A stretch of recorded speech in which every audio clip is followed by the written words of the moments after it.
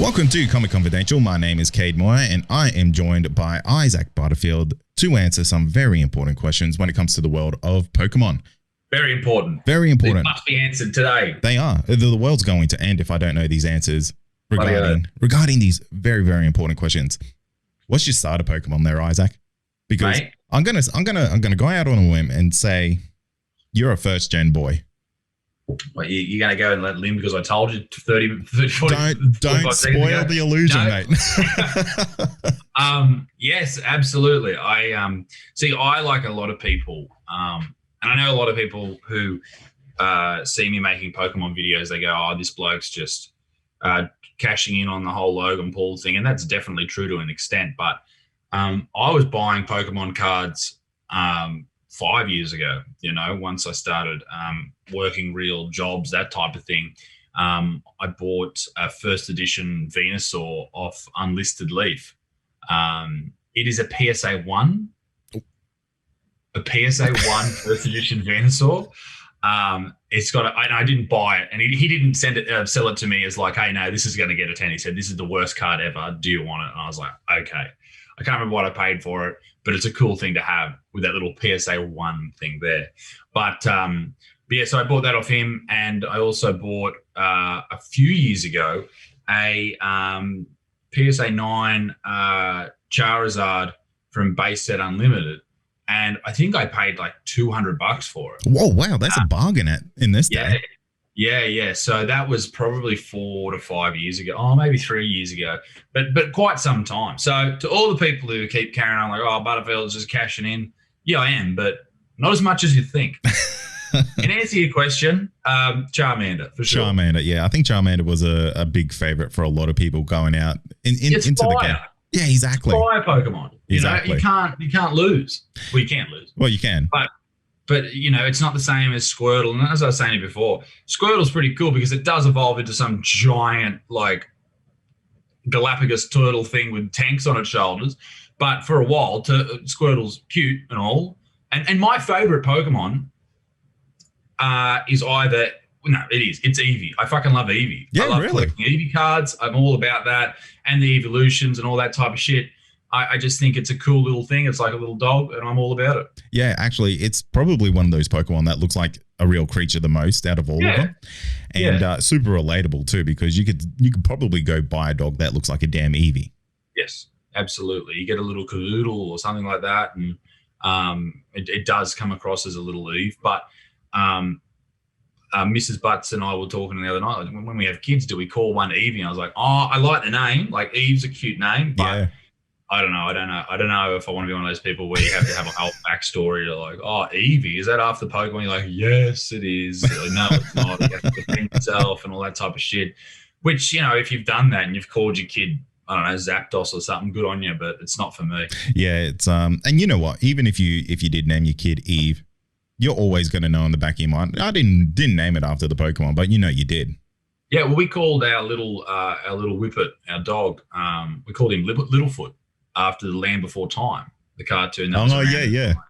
Yeah, I think he's a Brachiosaurus or a Brontosaurus. No, not a Brontosaurus. Brachiosaurus or something like that. Anyway, and, it's a weird name to yell out if he's carrying on, but it's also a really cute name. So, it's a catch-22 in one of those situations. But yeah, Charmander. Charmander, yeah, that's a good pick. I don't think a lot of people go down the route of going for a Bulbasaur to end up with a Venusaur at the end of the day. Like, who wants a fucking plant for their Pokemon? Now, from memory, Bulbasaur had one of the attacks was like Razor Leaf or something like that. Is that correct? Yeah. I can't remember.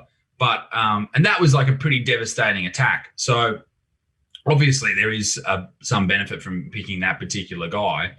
But I don't think it matters who you pick in particularly the Game Boy games. Like you can watch on YouTube now. You can watch countless videos of people who will play, Pokemon Red or Blue or Gold or the older or the newer versions, I guess, with all these rules put in place, like you're not allowed to heal or you're not allowed to evolve, all this type of weird shit. Yeah, right. Yeah. There's this one guy, and he did one recently. I haven't watched it yet, but I saw it come up on my feed, and he has so many different rules that he just can't finish the game. Usually he can finish the game with all these rules, like you're not allowed to do this, you're not allowed to catch this or do that, or you have to go around a certain way or whatever. And yeah, I think he beat like the whole game with like a Pidgeotto or something, and leveled it up to 150 and all that shit, and it's things like that, which is pretty cool. But yeah, I mean, there's so much nostalgia right now going around with Pokemon, and I remember, I think it was Gary V said this, and I'm not a fan of Gary V. I don't not like him. He just says the same thing in 6 different ways. Anyway, and he said that nostalgia never dies, and it's very true. It'll always come back, and that's why right now I've invested some money in cards, and I've got like 500 or 600 cards at PSA getting graded, which I might see in the next 10 years. And hopefully at some point I can sell them. And, if I can make 20, 30, 40 grand, maybe more off that when I'm an older man, then that's a nice little nest egg to have, I think. Yeah, absolutely. I think Gary V is one of the key people to kind of make the rise of Pokemon cards, to be honest, because the last couple of years, he's been really big on sports cards. Yes. And the getting them graded, buying them cheap, just, I guess, using them as actual investments. And he'll basically spend his whole weekend going around to like garage sales and stuff like that to find these really, really rare cards that people just don't realize that they have. And because of that, I think it's had a huge knock-on effect to the world of Pokemon cards, because you can say it's the Logan Paul effect, but I genuinely believe it might be the Gary V effect having a massive knock-on to that world there. Well, he probably inspired Logan to get involved with it. And it has decimated the industry in a way for people coming into it. I mean, I know it's hard for kids now to get involved in the game, because if you go to EB Games or Big W or whatever in Australia and buy Pokemon cards, like it's hard to get your hands on them. The only time I've done that, I think I bought some cards from Zing, and I was buying them trying to chase the Rainbow Rare Pikachu in Vivid Voltage. And I bought I think I was a bit of an asshole, and I bought 15 packs. And the lady goes to me, she said, "Oh, good luck." She was a bit of a fan of Pokemon. She said, "Oh, but you wouldn't believe it. There was a kid in this morning who pulled the Rainbow Rare Pikachu out of that box." I was like, "Oh, you're telling me now after I've spent $100 on all these cards, I'm going to get fuck all from them." Wow. That's just what you want to hear too. Well, it was heartbreaking, but anyway, you live and learn. So, okay, the Pokemon cards, I was a big collector of them back in the day, and it was the game itself is actually fun. Do you play the game, or are you just in the sense of collecting? No, I've never played the game. I don't understand how it works. There's dice involved. I don't want to know. Yeah, no, that's fair enough. And you know what? I probably wouldn't even know how to play it today. I just remember it was really cool fun. And I think it was going up against another kind of card-based game back in the day, Yu-Gi-Oh! Yep. Which, that's completely different, but, in that same kind of ballpark. But I do remember Pokemon cards. They were like the currency of the schoolyard. Yeah. Yeah. Well, we had Pokemon cards there, and then they were banned, and then people started bringing Yu-Gi-Oh! Cards, and then they were banned. And then we ended up with fucking marbles, and then they got banned. And it was because kids just want to gamble. Yeah. They just want to fight each other they just want to get different things and win this and win that and take other people's the big clinker things, the big marbles and all that shit. I mean, I stole a Charizard of someone when I was a kid, and my old man never lets me live it down. It was out the front of my old house in Newcastle, and we were playing with the cards on the concrete, which is a terrible way to treat your cards. But anyway, you don't think about that when you're 7 years old. And he had his Zard, and I just sort of slid it under a pot plant to come back and retrieve it later. And I went back and I got it, and I've got it. I've got the Zard. And I don't think I really understood that you can just buy packets and maybe one day you'll pull one. I don't think I really got that. Yeah. But I think his mother come around later on and was yelling at my mum, and my mum defended me. She's like, my Isaac would never do that. That's ridiculous. And I was sitting there sheepishly, and and she eventually just saw on my face that I was full of shit, and I probably got a spanking and had to return the card. So that's why when I got that unlimited base Charizard, I was really pumped about it because it was finally here. But I also, in that same time that I bought all those cards off Unlisted Leaf and from another bloke, I also got sent four binders, a binder full of first edition Team Rocket, and all the hollows are they're not good. Yeah. Like they're probably PSA 4 or 5, but still had all that, and was sent an entire base set, a lot of which I'm getting graded at the moment, and they just sent them to me. Really? Well, yeah. So people just were fans of the channel. This is not that long ago, and they sent it to me, and yeah, so I had those sitting there, and that's when I sort of learned about PSA. And I was like, oh, okay, I'll get some of these cards graded and all that type of business. And yeah, and so I was really pumped about getting those. Nowadays, if you went to buy what they sent me, I'd be paying $2,000, $3,000 for all the cards they sent me, maybe more, depending on the condition, of course. But, yeah, I see the original booster packs because, you know, some people still have those things stashed away, and you see them going for hundreds, thousands of dollars to get packs of those. They're big money these days. My mate who I do all my Pokemon openings with, Brammers, Cards by Brammers, is who you should buy your Pokemon cards through, by the way, ladies and gentlemen. He and I were planning to do a first edition fossil booster box break.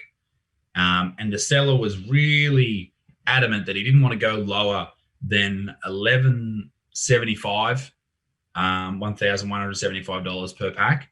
People were blowing up. They're blowing up at me about, you know, this and that and doing this. And I was like, well, it's not really up to me. It's not my box, so I can't really make those decisions. If you don't want to buy, you don't have to. But hopefully we get to do that.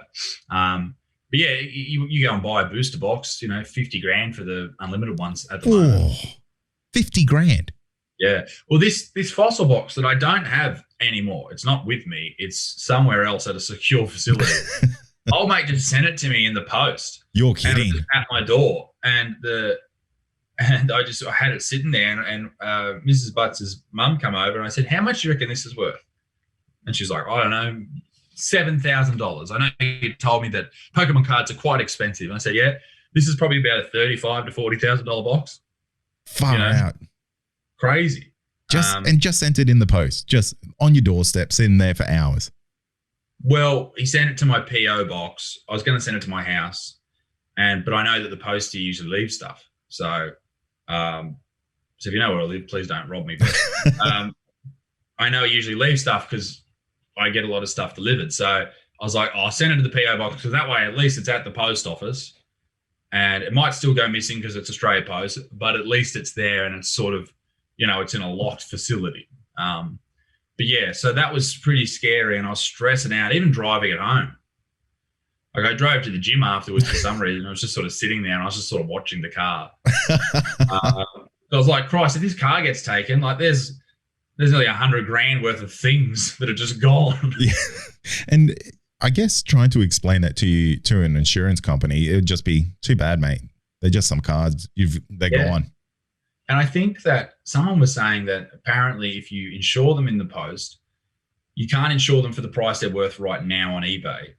You can only insure them for their original retail value or something like that. Oh, you're kidding. Now, I don't know if that's 100% true. I might be wrong. But if that is true, that's insane. Yeah, that's ridiculous. That's absolutely insane. Because what are you going to get if a booster pack goes missing? I bought off the Pokédew. I bought three shadowless booster packs and 3 fossil booster packs. And he sent them to me. I don't know if they were insured or not, but, you know, it was $5,000 just sort of floating through the post. And that was before the whole Logan Paul thing. It was like 3 months before. And I just wanted to do it because I just thought, why not? I thought I may as well. And I have a second channel, the Buttsman too. And I thought, you know, that could be my little Pokemon channel. And now it's sort of, I do Pokemon openings 2 days a week and then other videos the other days. And and it's tax deductible, so that's why I did it. Yeah. And so I thought I'll do a big opening on my main channel with the shadowless packs, and I think we pulled a Poliwhirl or something, like the Holo Poliwhirl, which is not that great, but also a Red Cheeks Pikachu, which I think is going at a PSA 10 for about $4 or $5 grand now, something like that. Far out. Can you explain the PSA, I guess, grading system to me? Because I'm very new to this. I'm very much a virgin to it, and the whole PSA thing, because it goes from 1 to 10. I know 10's basically almost impossible to get, because you need to, from my understanding, you need to get a perfect card, like perfectly centered. Yeah. And for people who don't know Pokemon cards, they kind of got this border around them. And so I've got 2 here. So I know it's hard to see, but that is an Aerodactyl pre-release from first edition Fossil. And that is a PSA 8. This is a Card Monsters, I think. No, Card Ass. Yeah, Pocket Monsters, Card Ass, Flareon from 97, I think. Yeah, in Japan. And that's a 7. So these guys, they're not perfect cards, but they're close. Yeah. They're getting up there. But a grade or a card will lose grade or lose grading points if there are damage on the corners, whitening on the corners, if the artwork itself isn't perfectly centered. A lot of cards, there's a card in the Evolution set that came out in 2016, one of the Charizard cards, the Holo Charizard, which represents the original Charizard card that came out in 99.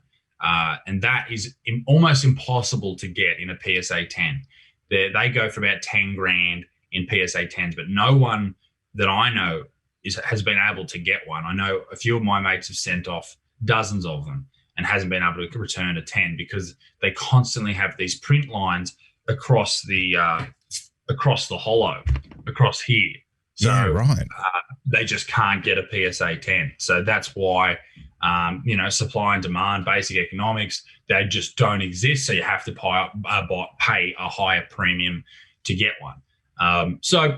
Yeah, it's a convoluted sort of thing, and some people say there's conspiracies with PSA that they're a bit dodgy. They're a bit dodgy as well, and they deliberately lower the numbers of PSA 10s. There's other ones too. There's Beckett, BGS. They have a scoring system where they actually tell you why your card didn't get a 10. They score it out of 4 categories, and they give you a out of 10 score for every category, whether that's centering, edging, all that type of shit, and they give you out of 10 for that, and then it comes to a total score. CGC is another one. They do the same thing. And then there's CCA or something, the Card Certification Australia, I think it is. And some people don't like them. They've had a few run-ins with some issues, but I sent some cards with them, and they were pretty good. The cards I sent to them, the reason I sent to them was I had my old man played NRL here in Australia, and he had a lot of football cards of himself made, and I found some, and I bought them off a bloke, and they were really good condition. I thought I'd get them graded, and not so much for resale value, just to have them there and in a protected case, and they're going to last forever now, sort of thing. And that was cool, but no one else would sort of do those gradings. So I thought, okay, we'll send it off to old mate. So there's a lot of different options, and PSA just put up their prices too to like $35 Australian a card. So is it really that much? It's a lot of money. Wow. And particularly when you're sending like 100 cards off, like that's a bit much. Yeah, that's big coin, and it really does become an investment then, doesn't it? Yeah. Well, if you're investing $2,000, you're basically buying shares. Yeah. You're buying shares in the Pokemon industry, and you're hoping that it increases in value over time. So what's the average, I guess, price to get into this? Because I guess that's probably a bit of a loaded question, because it's how much can you afford to get into it. But let's say, someone wants to get into this. They're looking at maybe starting with some close to the original decks as they want to get. What should people really expect when they're starting this whole journey? Do you need to have tens of thousands of dollars? Is it thousands of dollars? Is it? No, I don't think so. I think you can. It definitely depends where you want to start. If you want to get obviously a first edition Charizard PSA 10, you're going to need $500,000. But most people don't want that, and most people can't afford that. So you look and you find bargains, and you might find something that a card isn't a perfect 10, or it isn't the perfect, condition, but it represents something fun to you, so you buy it anyway. eBay's tough because, you might go on eBay and you see a card on sale there that is just an astronomical price, but no one's going to pay that. But it's just there, and they're just hoping some idiot comes along and pays it. You got to check out the previous sale, the end sales for a lot of cards to get a bit of an idea of what they're worth. Joining auctions and things like that. There's another group of guys called Welcome Stranger Collectibles. They do Facebook auctions every Sunday and Thursday now, and they're great because you can buy PSA cards from there. But I think if you're going to jump into it, either jump into the new stuff and then work your way back as you learn about it, or head to things like Welcome Stranger and pick something niche. Yeah. You like Eevee? Collect all the Eevees. You like Charmanders, like what I was doing? Collect all the Charmanders, that type of thing. So I think that's probably the best way to do it. Any other way, and you're just going to be doing what I was doing for a while and just fluffing about and not getting anywhere. So what's your goal with the Pokemon cards now? Are you hunting a specific type? No, I don't have a goal at the moment. Yeah. I'm just sort of I think I'd like to probably get all the holos in a PSA 10 and base set one day, maybe shadowless. Depends how good my career goes, really. Well, man, COVID is clearing up, and I see you starting the tour now, so that's good. Yeah. No, we're going back on the road, which is really exciting. So, but I don't really have like a particular goal in mind, and the reason I have that is because this is just fun for me. Yeah. There's a lot of parts of my life that are really serious, and I'm always thinking about things that are happening in the world, and it's just good to have something that's completely different and doesn't matter. So that's why I enjoy it, and that's probably how I'll keep going with it, I think. Yeah, and I think it's good because like you said, your current channel, it can be polarizing to people depending on where they sit with certain things, and I think that's great because that's the whole reason you have that channel. Absolutely.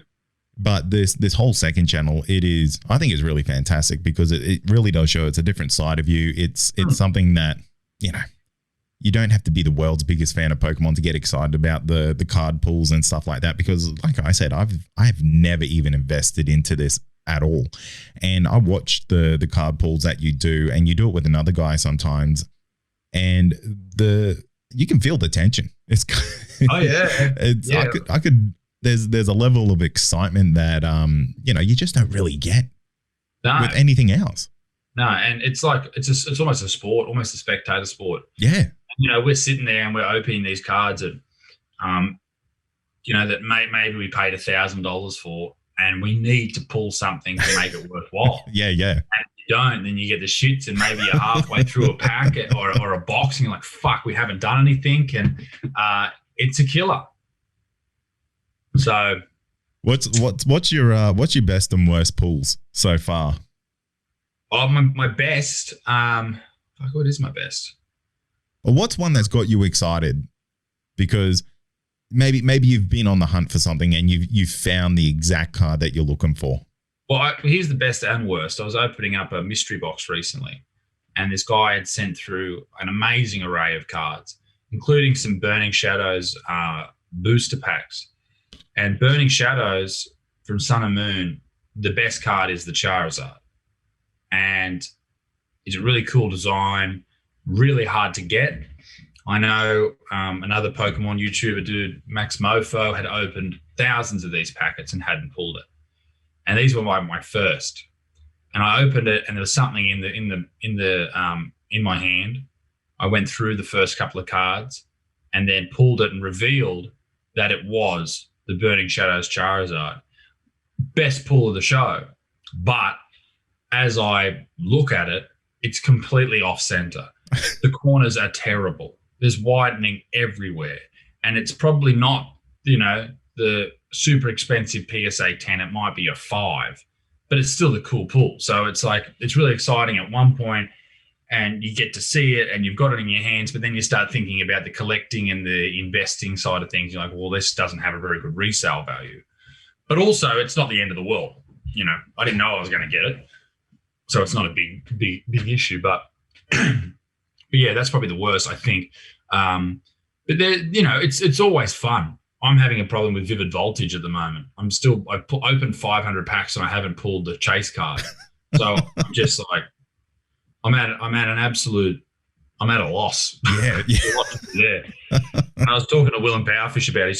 He's just buy the bloody thing. I was like, no, it's not the same. I need to pull it. You know? Yeah. So I don't know what I'll end up doing there, but if I get good ticket sales, I might just buy the bloody thing because it's just doing me head in. I think I don't know how much 500 packs of booster packs cost, but whatever that is. And yeah, is that voltage set the current set that you can buy just from kind of anywhere?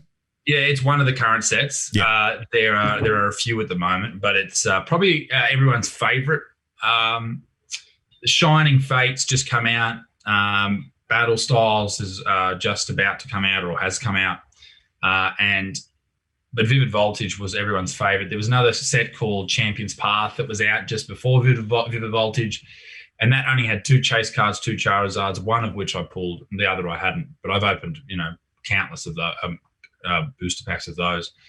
But everyone enjoyed Vivid Voltage more because there were more cards to actually get. There were these amazing rare cards with all these beautiful designs and all that type of stuff, in comparison to the Champion's Path set, which only had 2 cards that anyone wanted and everything else was shit, basically. Yeah, right. So everyone was really pumped about that sort of set. And it was about Pikachu and all that type of stuff.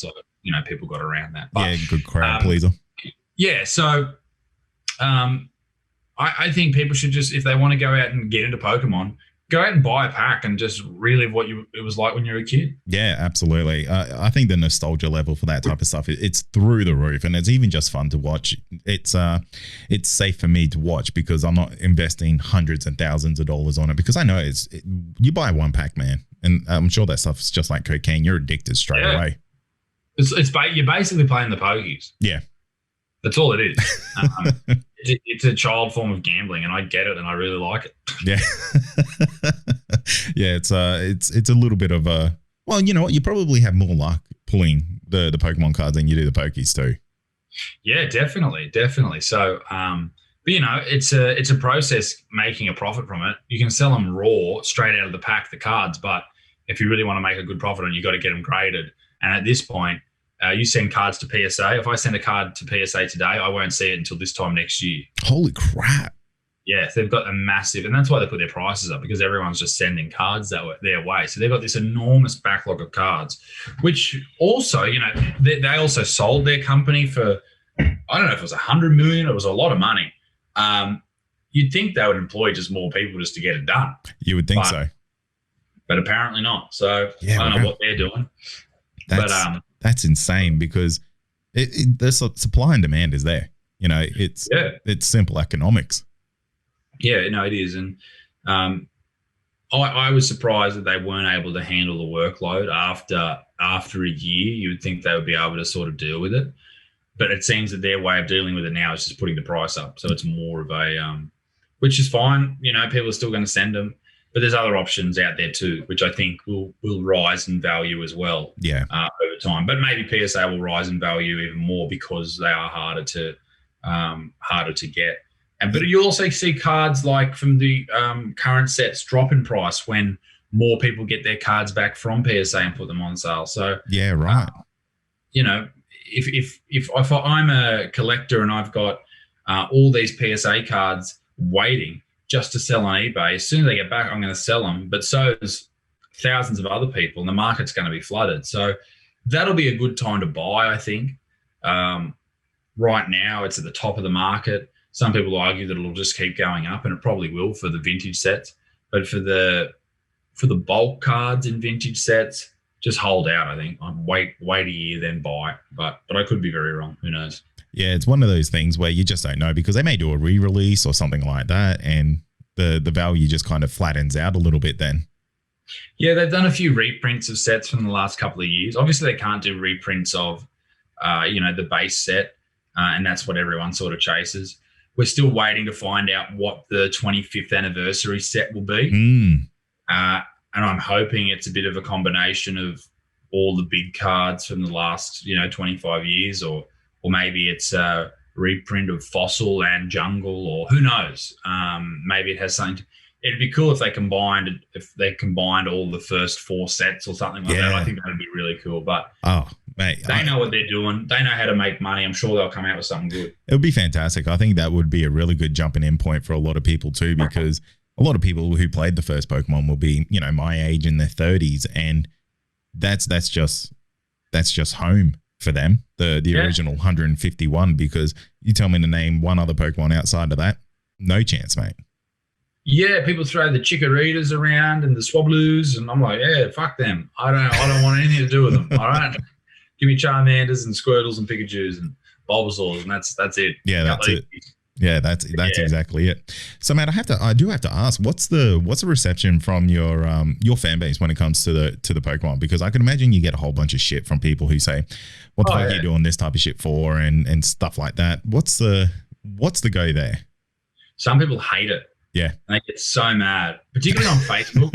I've noticed that Facebook people just get super mad at everything. So I deliberately just antagonize them on Facebook. Hey guys, I know you love the last Pokemon video. Here's a new one for all you big fans out there and shit like that. It's fun for me, just to upset people. So, but it's amazing how many people say, I'm not watching this. Good. It's okay. Don't fucking watch it. Cool, man. It's all right. I know you don't watch everything, and that's fine. Thank you for your support, but also shut up. You don't have to tell me that you're not going to watch this. I don't care. Yeah, absolutely. And as a content maker, you probably get this a lot, where people feel this sense of ownership over you, over the content that you make, and it's, if you don't do exactly what they want, you're the worst fucking person in the world. Yeah, I used to get the whole, and everyone who's in the content making game will get the "you used to be funny, you've changed." Man, I got that in my first year. Yeah. People would say that to me. And someone said it to me the other day. They messaged me, "You used to be funny. Now you're just a fucking yada, yada, yada." And I was like, mate, okay, whatever. It's all good. Go away. But this is the thing. When you're exposed to so many people, you're going to have so many different reactions. Yeah. Some people are going to be happy. Some people are going to be mad. It is what it is. And you just can't read the comments. And that's something that I actually fell into a bit of a hole doing that recently, reading comments. And you had to you have to pull yourself out and go, no. Yeah. Don't do it. You're just going to do your head in. Because if you've got let's say you got 100,000 views on a video and you got 3,000 comments, of those 100,000 people, a lot of the people who comment on that are going to be nutbags. Oh, 100%. 100%. Yeah. If you got 100,000 people watch a video, probably 10% are crazy, right? Yeah. So there's 10,000 people. Of those 10,000 people that are crazy, how many people do you think wrote in the comment section? Probably most of them. Yeah. So, it's just that type of people. And usually the people who comment on videos either, I don't think I've ever commented on a video. Maybe once or twice. Yeah. I think I'm the same. I might actually jump on it for the other podcast I do, the Believe podcast, which you've been on. Go check that out for people who haven't seen that yet. And yeah, I might comment on there, especially when you're doing, say, one of your documentaries about the weird, the unusual, paranormal, UFOs, stuff like that. Always jump on there and go, yeah, good stuff, because personally I like that type of shit. But yeah, I totally understand the whole craziness, because when it comes to the other podcasts that I do, mate, the amount of messages that I get of people saying, mate, the amount of messages I get from people saying that I am abusing the paranormal because I'm doing a podcast that runs ads and I'm profiting off people's terrible situations, or profiting off ghosts and shit like that. It's unbelievable. Anne and Renata, who I do those ghost documentaries with? Yeah, they're fantastic. They're lovely, lovely people. Yeah. And they've been getting hammered recently because they promoted themselves for some awards night. They said, hey, vote for us on their Facebook page. People are like, this isn't what this community's about. I'm like, shut the fuck up. Oh, mate, fuck those people. Just fuck them.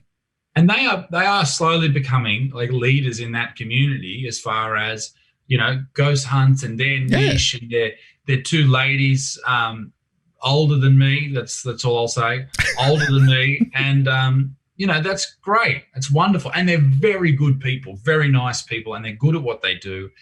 And make people hammer in the comments. And I just sort of had to coach them in a way and just say, let people say whatever they want. Oh, yeah.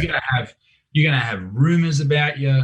You're gonna have people talking shit about you. You're gonna have death threats. It's insane, the world of the internet. It's fun. It's just the way that it is. Yeah. People, when they have this ability to cloak themselves behind either behind a computer screen or with a false identity or without an identity, they will say whatever they want, things they'd never say to you or I in person, and they will say it till the cows come home. So you just have to sort of deal with that. But man, we're doing a lot of those docos at the moment, and we just did one on the Central Coast that'll come out in about a month's time. And I've just been really enjoying doing those. We actually had one plan with a guy who just got arrested too, so we won't be doing that one. Oh shit! So I'll probably talk about that at some point, but not right now. But yeah. So man, I'm busy writing shows, doing shows, making docos, opening Pokemon cards. It's all happening. No, that's fantastic stuff, mate. And thank you so much for taking the time out of your day to come on the show. Mate, it is an absolute pleasure always talking to you. And we'll have to get you on the Believe podcast again, mate, to talk about some of those docos that you've done, because it looks like some of those ghost hunts have been pretty bloody scary. Yeah, some of them have. We've seen some crazy shit. And where are you based? I'm up in Cairns, so far north Queensland. Well, we're coming up to Cairns later in the year, so I'll come into the studio through the day if I get there with enough time, and we'll do it. Mate, that sounds great.